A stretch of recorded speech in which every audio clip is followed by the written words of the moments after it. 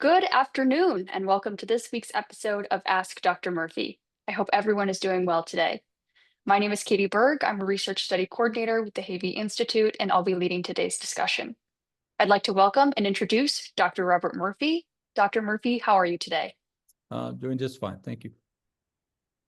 Dr. Robert Murphy is the executive director of the Havey Institute for Global Health and the John Philip Fair Professor of Infectious Diseases here at Northwestern's Feinberg School of Medicine.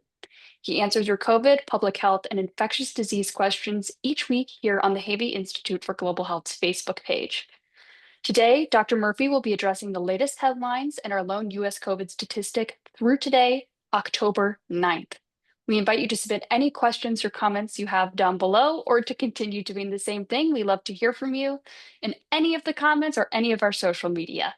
So starting with that COVID statistic, average COVID deaths per day in the last reported week were 27, while in the same week in 2024, we saw 145 daily COVID deaths. Dr. Murphy, your reactions to those numbers and the general state of COVID in the US? Yeah, I'm sounding like a broken record here because it's basically same direction as last week. The whole COVID thing is going down. The number of deaths is the same, but it's much less than last year. But that's the last number to change. So this is like we're just coming off the summer peak, summer little bump, and the wastewater reporting, which tells how much virus is in the community, is at the moderate level in all regions of the country. So that's really great. But no matter how you look at it, you look at emergency room visits, they're down. You look at hospitalization rates, they're down almost 50%. Percentage of deaths was the same, which we would expect, but the death rate is very low, 0.8% of people coming in the hospital with COVID.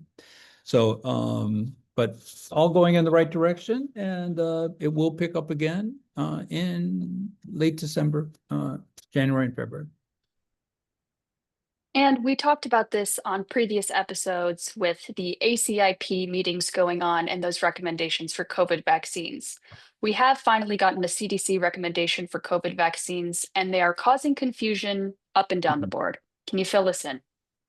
Well, the current health administration of this country is very skeptical of vaccines. I think we all know that. They're not going to just outright ban them, because I think there would probably be a revolution in the country if they tried to do that. But they're doing everything possible to make it difficult to give vaccines.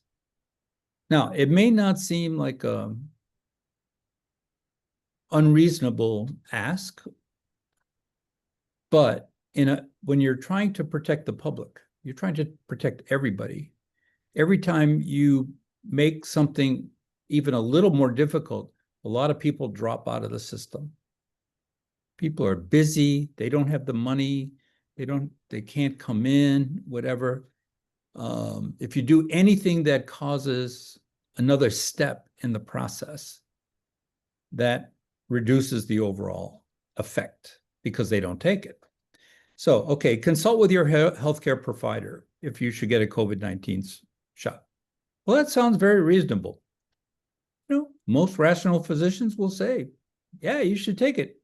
But there's a lot of people not really paying attention out there, a lot of doctors, and say, you don't need it, you're healthy, whatever.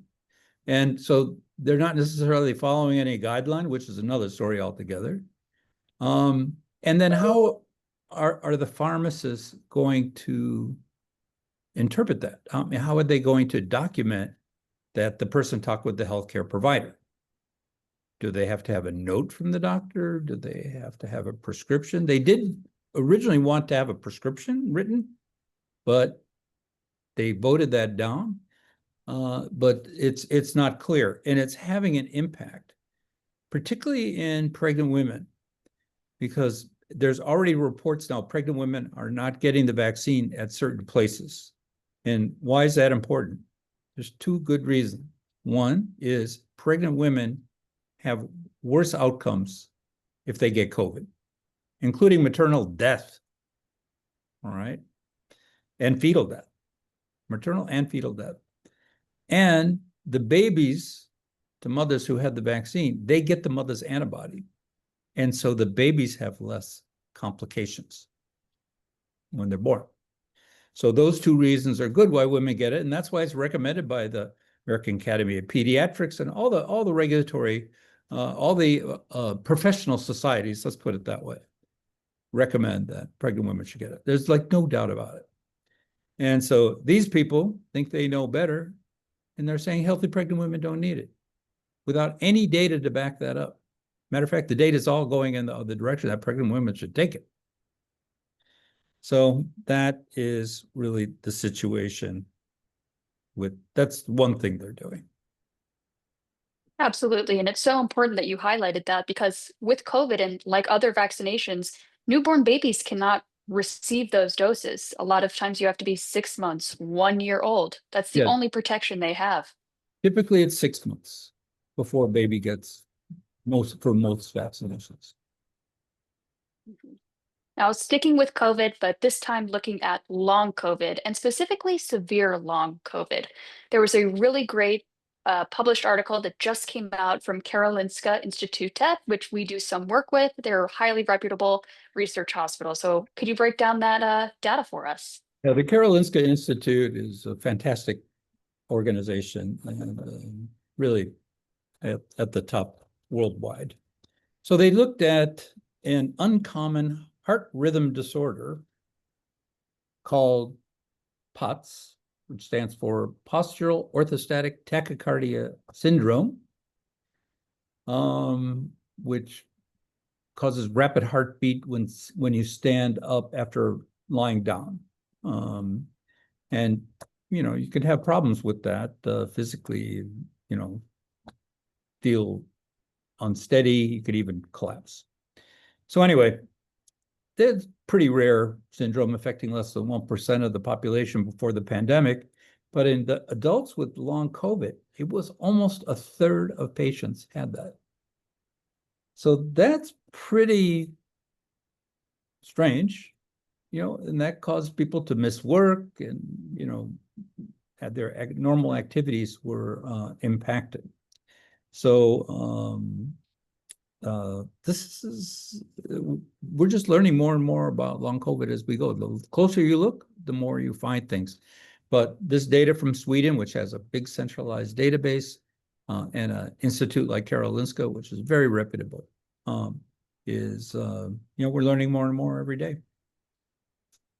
Yeah, and something great about that study in particular in their cohort is that the research team will continue to follow those individuals for 4 to 5 years after, so we can really get scientific data on these long-term effects that we're starting to see from the Yeah, COVID pandemic. that's a really excellent point in that we don't know how long this is going to last.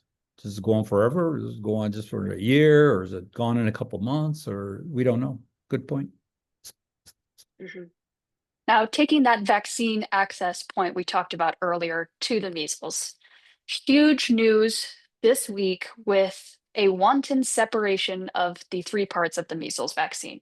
Can you break down the logistics and why this is going to be so harmful? Well, thinking back to what I just explained about putting hurdles in the way of delivering preventative therapies like vaccines for potentially lethal and totally preventable diseases. So the MMR vaccine is a combination of three things: measles, mumps, and German measles, regular measles, German measles, and mumps.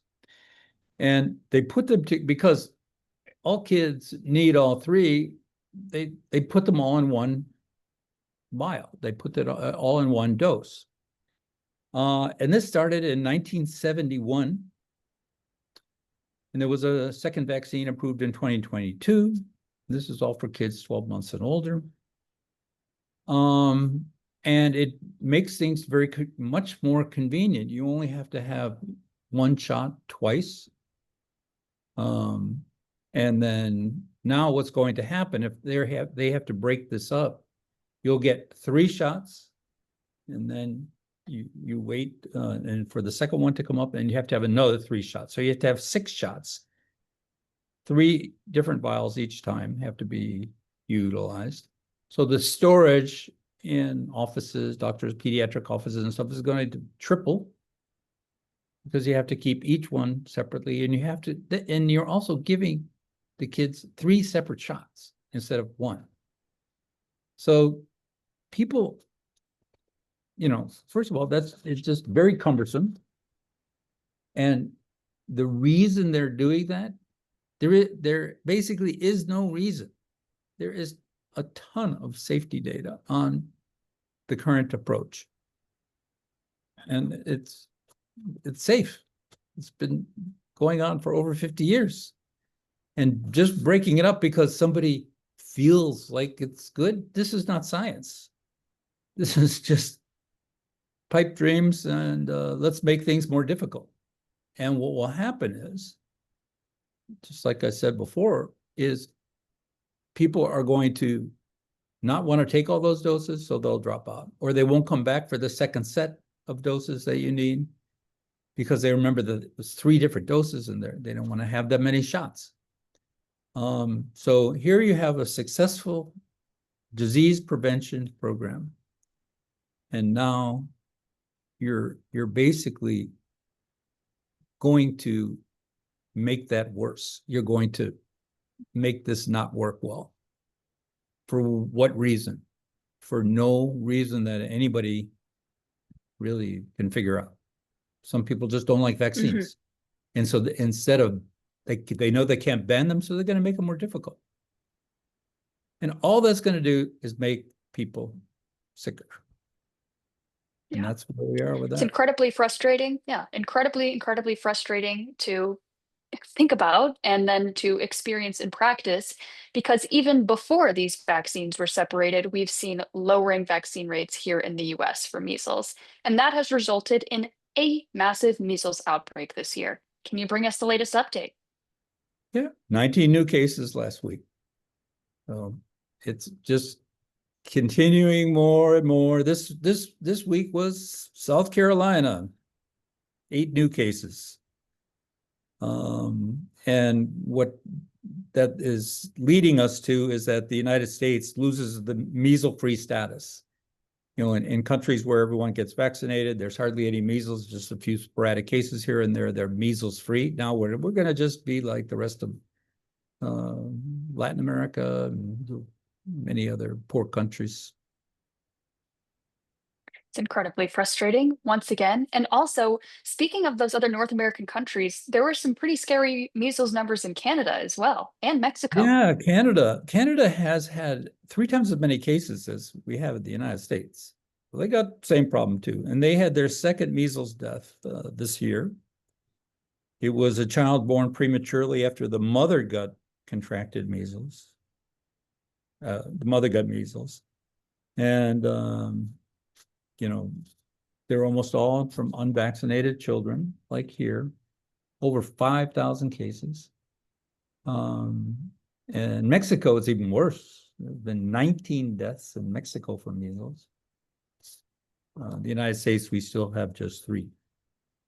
Yeah, devastating and preventable deaths. Yep. Hard to get through that, very sad. But unfortunately, we have to turn our heads to California, where there was another rare death, this time for West Nile virus. Can you remind us about West Nile? Yeah, so West Nile is mosquito-borne disease. It's in Illinois, Indiana, and Michigan. You can get very sick. You can get encephalitis from West Nile virus. But most people that get it don't get that sick. But, about 1% get very seriously ill. And when you get neuroinvasive West Nile disease, about 10% of those people die. So it's serious if you're really sick from West Nile virus. It's the leading mosquito-borne illness in the continental United States. This year, they've been tracking over 1,100 cases in 42 states. Activity is up 40% from last year for some reason. There's no vaccine for West Nile. They had developed a vaccine and nobody wanted to take it. So things would change, of course, if the if the mortality rate changes, or even more and more people get neuroinvasive disease. These things can mutate, things can get worse. But yeah, so California had fifth West Nile virus related death this year. Very sad. It's very, very sad. Very sad. And a reminder to all of us that even though it is rare, keep wearing your bug spray, keep yourself safe. It's not worth it. But on that note, I'd like to thank you, Dr. Murphy, for your time and your expertise today, breaking down all of this very important news for us. Great. Thank you very much and have a great weekend. Thank you. And thank you all for joining us for this week's episode of Ask Dr. Murphy. As always, any questions or comments are welcome down below. We look forward to hearing from you, and we hope to see you next week.